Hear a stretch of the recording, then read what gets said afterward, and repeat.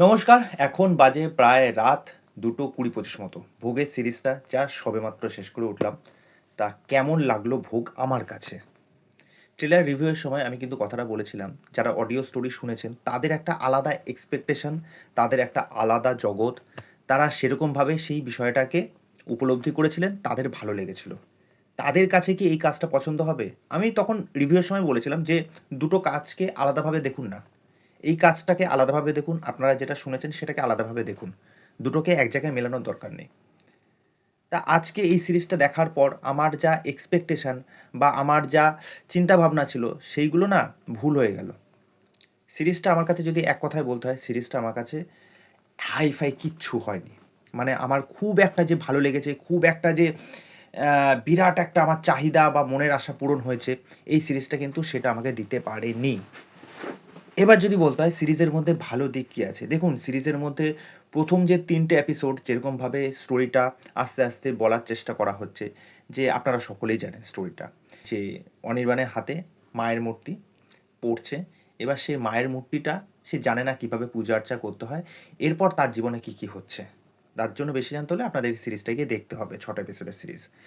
তা সিরিজের ১ম ৩ টে এপিসোড যেন সেরকমভাবে কোনো ফিলই পাওয়া যাচ্ছে না। আপনারা যখন দেখা শুরু করবেন, ওটার মধ্যে না যে কিছু, কিছু ভয়ের এলিমেন্টগুলো রাখা হয়েছে, যে আবার ক্যারেক্টারগুলোকে দেখানো হচ্ছে, সেটার মধ্যে না কোনো মজাই পাওয়া যাচ্ছে না। ৪ নম্বর এপিসোড থেকে যখন শুরু হয়, তখন মনে হচ্ছে একটু মাঝামাঝি সময় থেকে মনে হচ্ছে যে হ্যাঁ, সিরিজটা কিছু একটা হচ্ছে। ৫ নম্বর এবং ৬ নম্বর এপিসোডটা মোটামুটি অনেকটা এনগেজ করে রাখতে পারবে আপনাকে। আর একদম লাস্টের এপিসোড মানে ৬ নম্বর এপিসোডে গিয়ে পুরো এই সিরিজের গল্পটা আপনাদেরকে ন্যারেট করে বোঝানো হবে। যে কেন হচ্ছে, কি বৃত্তান্ত সমস্ত কিছু। এখানে যদি আমি পারফরম্যান্সের কথা বলি, অনির্বাণ ভট্টাচার্যই হচ্ছে পারফরম্যান্স দিয়েছে। ওকে। অনির্বাণ ভট্টাচার্যের কিছু, কিছু জায়গায় পারফরম্যান্স যেটা আপনারা ট্রেলারেও দেখেছেন যে, "মা আমাকে স্বপ্নে দেখা দিয়েছে, মা আমাকে আদর করে, মা আমাকে খাইয়ে দেয়, মা আমার ভোগ গ্রহণ করেছে।" ওই সময় অনির্বাণের পারফরম্যান্স শুধু দেখবেন। ওই জায়গাগুলো অনির্বাণ যেভাবে পুজো আচ্চা করছে, সেই লাল বসন পরে, কপালে তিলক কেটে, তার এক্সপ্রেশন, মা যখন তার ভোগ গ্রহণ করেছে, সেই সময় অনির্বাণের চোখ মুখ যেন ঠিকরে বেরিয়ে আসে। সেই সময় অনির্বাণের পারফরম্যান্স মানে জীবন্ত পারফরম্যান্স। অনির্বাণ এখানে জাস্ট ওয়াও! মানে অনির্বাণ ব্যাপক পারফরম্যান্স দিয়েছে। ওই ২-৩ টে পোরশন যে কটা এসেছে, অনির্বাণ ওই জায়গায় জাস্ট নেইলড ইট। তারপরে যেই মানুষটার প্রশংসা করতে হয়, তার ১ মিনিটের পারফরম্যান্স শুভাশিস মুখোপাধ্যায়।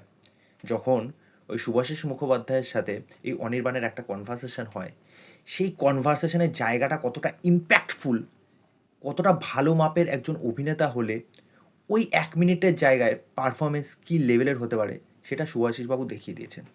রজতাভ দত্ত দারুণ কাজ করেছেন। ভালো কাজ করেছেন এখানে রজতাভ দত্ত। ওকে। আ অনির্বাণের যিনি লোকাল গার্ডিয়ান মানে ছোটবেলা থেকে তার মা মারা যাওয়ার পর থেকে আ যিনি তাকে দেখাশোনা করছেন তার পারফরম্যান্সও ডিসেন্ট ঠিকঠাক লেগেছে। এবার যদি চলে আসি পার্নো মিত্রের কথায়, পার্নো মিত্রকে দেখে এক ফোঁটা তো ভয়-ফয় কিচ্ছু লাগছে না। ১ ইঞ্চিও ভয় লাগছে না। ঠিক আছে? মেকআপে যেইটুকুনি করার চেষ্টা করেছে সেইটুকুনি দেখে আর ওই যে ব্যাকগ্রাউন্ড মিউজিক তার জন্য ওই হয়তোবা তোমরা ভয় পেলেও পেতে পারো। আমার মনে হয় না তোমরা খুব একটা ভয় পাবে।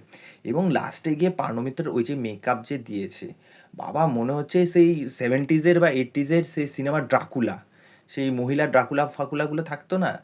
ঠিক আছে? ওরকম শাড়ি-ফাড়ি পরে ঠিক আছে? কি করছে অ্যাকচুয়ালি? পার্নো মিত্রকে এক ফোঁটাও মানাচ্ছে না, এক ফোঁটাও মানাচ্ছে না। আমার পার্নো মিত্রকে জাস্ট পোষায়নি। জাস্ট পোষায়নি। আর ঠিকঠাক মতো ডায়ালগ ডেলিভারি করতে কোনো কিছুই নেই। পার্নো মিত্রের অ্যাকচুয়ালি কিছুই নেই ওখানে পারফরম্যান্স। বরঞ্চ পার্নো মিত্রের পারফরম্যান্স যদি ভালো হতো তাহলে বলতাম যে হ্যাঁ, কিছু একটা করেছে। তাহলে বলতে পারতাম যে হ্যাঁ, সিরিজটা বেশ ইমপ্যাক্টফুল। যে পার্নো মিত্র চরিত্রটা যদি স্ট্রং হতো। কিন্তু ওটাই পার্নো মিত্র এক ফোঁটাও কিছু ডেলিভার করতে পারেনি। যেইটুকুনি করার একমাত্র করেছে অনির্বাণ ভট্টাচার্য, রজতাভ দত্ত এবং শুভাশিস বাবুর ওই ছোট্ট পোরশন। এখানে যদি অন্যান্য জিনিসের কথা বলি, ব্যাকগ্রাউন্ড মিউজিক আমার ভালো লেগেছে যেই সমস্ত জায়গায় এবং যেরকমভাবে সেইগুলো ইউজ করা আছে সেগুলো খুব ভালো। কিছু, কিছু জায়গায় কালার গ্রেডিং দারুণ। মানে দেখবে কিছু, কিছু পোরশনে দেখবে অনির্বাণ স্বপ্ন দেখছে। ঠিক আছে? অফিসে যাচ্ছে।